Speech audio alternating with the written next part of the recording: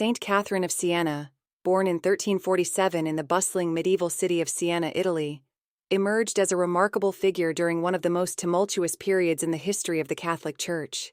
A mystic, theologian, and political mediator, Catherine's life was marked by extraordinary spiritual experiences and a fearless commitment to reform within the Church. Her influence extended beyond her local community, reaching the highest echelons of religious and political power in Europe. Despite her lack of formal education, her writings and actions left an indelible mark on the Church, earning her the title of Doctor of the Church in 1970. This narrative delves into her life, exploring her early years, spiritual journey, public mission, contributions to the Church, and enduring legacy. Catherine Benincasa was born on March 25, 1347, during a time of great social and political upheaval. She was the 25th child of Jacopo Benincasa, a cloth dyer, and Lapa Piagenti. While many of her siblings did not survive infancy, Catherine thrived, displaying signs of exceptional spirituality from a young age. At just 6 years old, she experienced a vision of Christ seated in glory with Saints Peter, Paul, and John. This vision profoundly influenced her, and she dedicated herself to a life of prayer and devotion. By the age of 7, Catherine made a private vow of virginity, promising her life to God. This vow set her apart in a society where young women were expected to marry and contribute to their families through traditional roles. Her parents, concerned about her future, tried to arrange a marriage for her. In response, Catherine cut off her hair, a symbol of beauty and femininity, and adopted a lifestyle of fasting and penance to deter suitors. Her defiance eventually convinced her family to allow her to pursue a religious life. At 16, Catherine joined the Third Order of St. Dominic, a lay branch of the Dominican order that allowed her to live at home while dedicating herself to religious practices.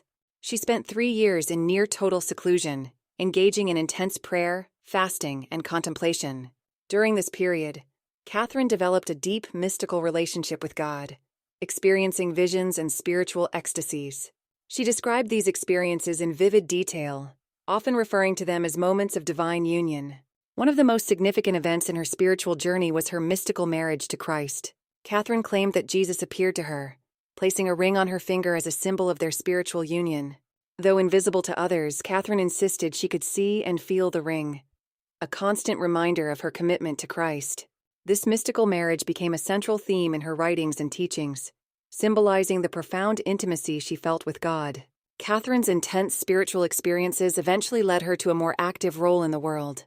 She believed that her relationship with God called her not only to personal holiness, but also to service and advocacy for others.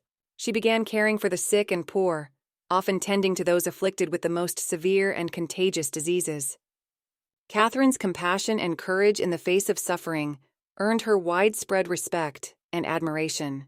Her reputation as a spiritual leader grew, attracting a diverse group of followers, including clergy, scholars, and laypeople. Known as her family, these followers sought her counsel and guidance, forming a community that supported her mission. Catherine's ability to inspire and lead others was remarkable, especially considering her lack of formal education and the societal constraints placed on women during her time. Catherine's influence extended beyond her local community, reaching into the heart of political and religious power in Europe. The 14th century was a period of significant turmoil for the Catholic Church, marked by the Avignon papacy, where the popes resided in Avignon, France, rather than Rome. This relocation weakened the Church's authority and fueled political conflicts across Europe. Catherine became deeply involved in efforts to reform the Church and restore its integrity. She wrote numerous letters to political and religious leaders, urging them to embrace peace, justice, and moral integrity. Her correspondence with Pope Gregory XV was particularly significant. Catherine implored him to return the papacy to Rome, arguing that the Church's credibility depended on its presence in the Eternal City. Her passionate appeals and unwavering commitment to reform played a crucial role in persuading Gregory XV to move the papacy back to Rome in 1377. Catherine's involvement in church politics did not end there. She continued to advocate for unity and reform, even during the Western Schism, a period of division within the Church when multiple individuals claimed to be the true pope. Catherine supported Pope Urban VI, the legitimate pope in Rome, and worked tirelessly to rally support for his papacy. Her efforts often placed her in dangerous and contentious situations, but she remained steadfast in her mission. Despite her lack of formal education, Catherine's writings are considered some of the most profound theological works of her time. Her most famous work, The Dialogue of Divine Providence, is a spiritual treatise presented as a conversation between Catherine and God. In this dialogue, she explores themes of divine love, grace, and the soul's journey toward God. The work is a testament to her deep theological insight and mystical experiences, offering readers a glimpse into her intimate relationship with the divine. In addition to the dialogue, Catherine wrote hundreds of letters and prayers, addressing both spiritual and practical matters. Her letters, written to popes, monarchs, and ordinary people, reflect her unwavering commitment to justice, peace, and the reform of the Church. Catherine's ability to articulate complex theological ideas with clarity and passion made her writings accessible to a wide audience, further amplifying her influence. Catherine's theological contributions were recognized by the Church long after her death. In 1970, Pope Paul VI declared her a Doctor of the Church, a title reserved for individuals whose teachings have significantly contributed to Catholic theology. She was one of the first women to receive this honor, highlighting her enduring impact on the Church. Catherine's intense spiritual practices, including extreme fasting and self-mortification, took a severe toll on her health. By her early 30s, she was physically weakened but remained spiritually resolute. She continued to write and advocate for the Church until her health deteriorated significantly. On April 29, 1380, at the age of 33, Catherine passed away in Rome. Her death was mourned by many who had been touched by her life and work.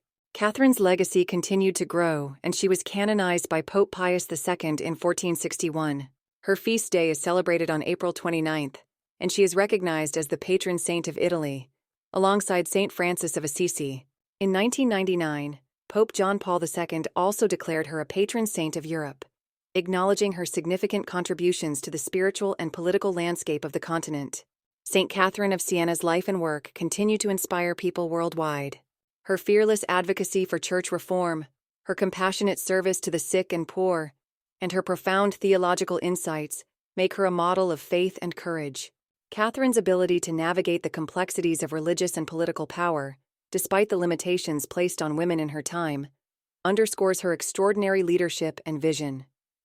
Her writings remain influential, offering timeless wisdom on the nature of divine love, the importance of personal holiness, and the need for justice and peace in society. Catherine's life is a testament to the power of faith and the profound impact one individual can have on the world. In churches, schools, and communities around the globe, St. Catherine's legacy lives on, reminding us of the transformative power of a life dedicated to God and the service of others. Her story is a beacon of hope and inspiration, encouraging all to pursue truth, justice, and compassion in their own lives. St. Catherine of Siena's journey from a humble cloth dyer's daughter to a revered mystic and influential church leader is a powerful testament to the impact of faith, courage, and dedication. Her life was marked by extraordinary spiritual experiences, tireless service to others, and fearless advocacy for reform within the Church.